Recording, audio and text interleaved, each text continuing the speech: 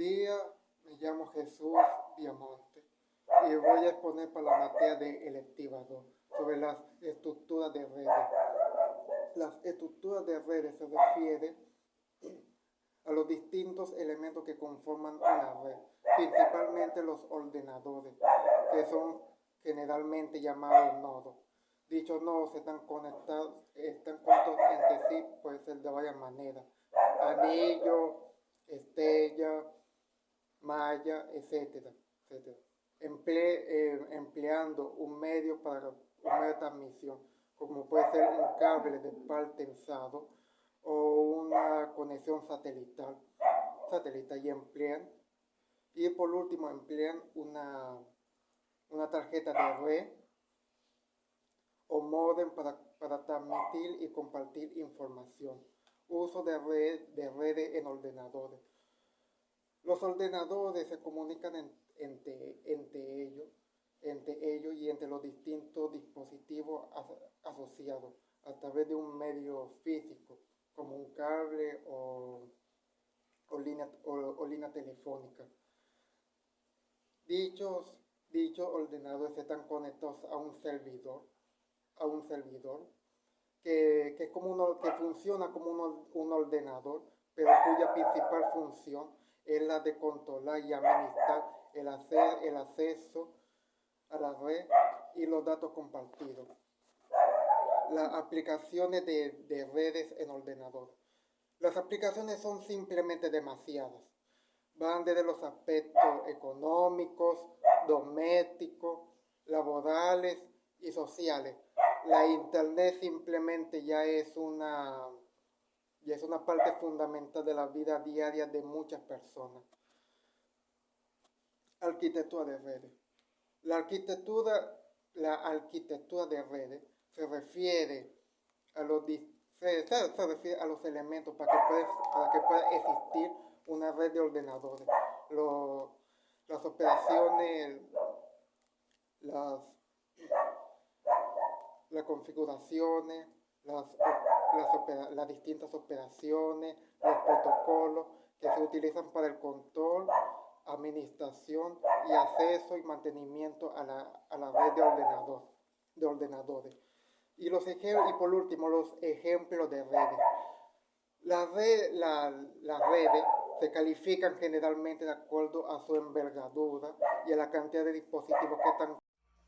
Un cordial saludos, mi nombre es Heriberto Fonseca, soy estudiante de la Escuela de Ingeniería Electrónica y bueno, en esta oportunidad estamos haciendo este video en relación a una asignación en la materia de electiva 2. En este caso vamos a hablar sobre lo que viene siendo la estructura de redes en cuanto a la capa física. Cabe destacar que la capa física es el nivel físico que se refiere a las transformaciones que se le hacen a la secuencia de bits para transmitirlo de un lugar a otro. Esta capa puede ser implementada por un bit. Sobre los bits se manejan dentro del PC como niveles eléctricos. Que la capa física o nivel 1 proporciona los medios mecánicos, eléctricos, funcionales y procedimientos para activar y mantener y desactivar conexiones físicas. Es decir, viene siendo la conexión entre los ordenadores o entre los nodos, como lo dijo mi compañero anteriormente, en los cuales el nivel físico, independientemente de los niveles de corriente y de voltaje, bueno, van a estar emitiendo ciertas informaciones y la secuencia de esa transmisión de datos, por así decirlo, es lo que emite la información como tal. Cabe destacar que la capa física solo tiene como responsabilidad hacer el traspaso de la información como tal. Viene siendo la capa de enlace de datos que se encarga de detectar si en esa transferencia de información desde el punto de vista eléctrico hubo errores o no. Cabe destacar, como lo había dicho anteriormente, esto se hace de manera secuencial. Bases teóricas para la comunicación de datos. Se puede resumir como la transmisión a través de un cable, para la redundancia, partiendo de energías eléctricas, como lo habíamos dicho anteriormente, pero en este caso particular va variando lo que inician los niveles de tensión. Es decir, se transforma en lo que llaman la electrónica digital los ceros y unos. Con esta información se puede transmitir una serie de datos en las cuales se puede llevar un mensaje como tal. Este principio se puede dar una connotación física partiendo de lo que viene siendo la serie de Fourier. En la serie de Fourier, a principios del siglo XIX, el matemático francés Jean Fourier, como lo mencioné anteriormente, demostró que cualquier función GT que se comporte de forma razonablemente periódica, un periodo T puede ser construida por la suma posiblemente infinita de senos y cosenos. Bueno, ese viene siendo prácticamente el principio físico, ¿ok? En lo que no llamaría la fórmula como tal. El ancho de banda es una propiedad física del medio de transmisión y usualmente depende de la construcción del grosor y la longitud del medio. En algunos casos se introduce un filtro de circuito para limitar el ancho de banda disponible por un usuario. Por ejemplo, las líneas telefónicas pueden tener para distancias cortas un ancho de banda de 1 MHz, pero las compañías telefónicas introducen filtros para limitarlo a 3100 Hz. Para una señal de datos puede ser transmitida por un medio de transmisión, al menos la componente de frecuencia fundamental debe estar comprendida en el ancho de banda. Mientras más componentes de frecuencia o armónicos estén comprendidos en el ancho de banda, mejor será la transmisión de la señal. Medio de transmisión. El medio de transmisión constituye el soporte físico a través del cual el emisor y el receptor pueden comunicarse en un sistema de transmisión de datos. Distinguimos dos tipos de medios, vienen siendo los guiados y los no guiados. Los guiados podemos mencionar los pares trenzados, el cable coaxial y la fibra óptica. Algunos medios no guiados vienen siendo el radio de enlace de VHF y UHF. Y lo vienen siendo microondas, que además de su aplicación en hornos, los microondas no permiten transmisiones tanto terrestres como con satelitales, dadas sus frecuencias de orden de 1 a 10 GHz. Ahora vamos a hablar sobre lo que viene siendo la transmisión analógica. Es el proceso por el cual obtenemos una señal analógica a partir de unas señales o de datos digitales. Se denomina modulación. La señal la transmitimos y el receptor debe realizar el proceso contrario, denominado demodulación, para recurrir la información. El módem es el encargado de realizar dicho proceso. Algunos esquemas simples de modulación son FSK, que significa modulación por desplazamiento de la frecuencia, ASK, modulación por desplazamiento de la amplitud, y PSK, modulación por desplazamiento de fase. Cabe destacar que FSK se modifica la frecuencia de la portadora según un valor de bit a transmitir. El ASK, esta técnica se modifica la frecuencia de la portadora sino su amplitud. Es decir, no trabajan con la frecuencia sino con la amplitud como tal.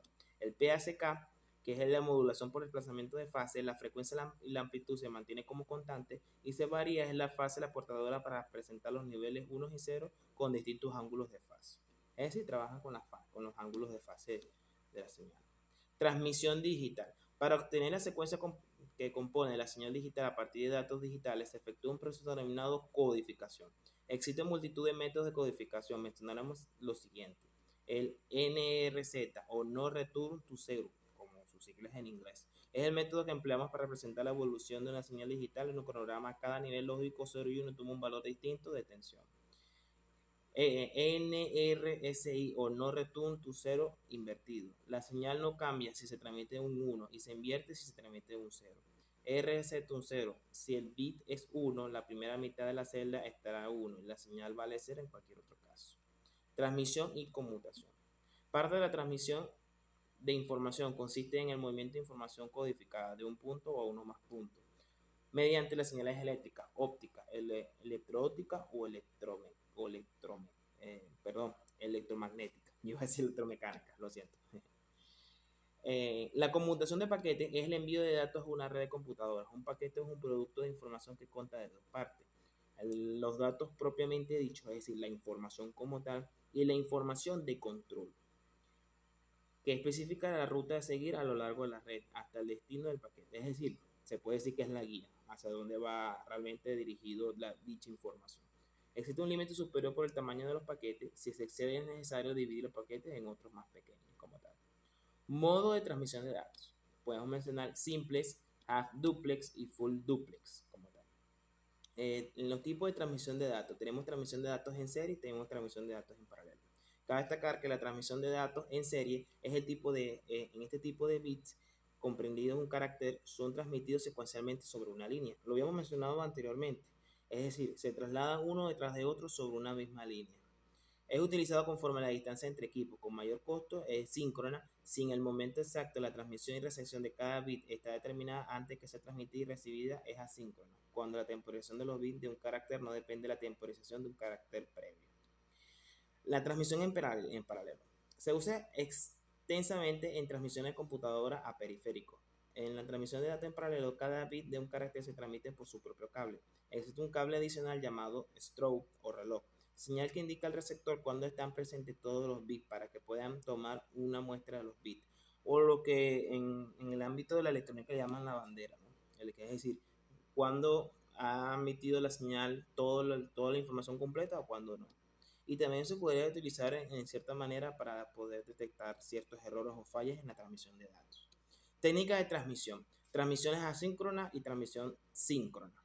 Lo mencionábamos anteriormente. La transmisión asíncrona se da lugar cuando el proceso de sincronización entre el emisor y el receptor se realiza cada palabra de código transmitido. Esta sincronización se lleva a cabo a través de unos bits especiales que definen el entorno de cada código. Es decir, la transmisión asíncrona como tal no depende de una señal de reloj. En cambio, la transmisión síncrona sí. La señal asíncrona se lleva a cabo al principio de la comunicación. A partir del momento de la trama solo incorpora un bit de comienzo y un bit de finalización para cortar dicha trama. Se caracteriza porque antes de la transmisión de datos se envían señales para la identificación de lo que va a venir por la línea. Es mucho más eficiente que la asíncrona. Por su uso se limitan las líneas especiales para la comunicación de ordenadores porque en las líneas telefónicas deficientes pueden aparecer problemas. Bueno, y con esto, bueno, nos despedimos. Esperemos que haya sido de su agrado esta presentación. Cabe destacar que podemos concluir que en todo lo que viene siendo la estructura de redes es de vital importancia para nuestra sociedad. Hemos podido observar cómo se transmiten las señales, cómo se transmiten los datos, cómo es su principio físico, como hacemos referencia con la serie de Fourier, por qué medios se puede utilizar desde el punto de vista físico cuando hacemos referencia a las capas físicas. También hablamos sobre las transmisiones de datos como tal, las transmisiones analógicas, las transmisiones digitales, cuando se hace de manera síncrona, cuando se hace de manera asíncrona. Y bueno, toda esa referencia es lo que son las bases de nuestra sociedad hoy en día, y es interesante poder resaltar que podamos nosotros consolidar de dónde vienen todos esos parámetros para nosotros poder seguir desarrollando todos nuestros conocimientos. Un placer, mucho gusto. Se despide Heriberto Fonseca. Chao, chao.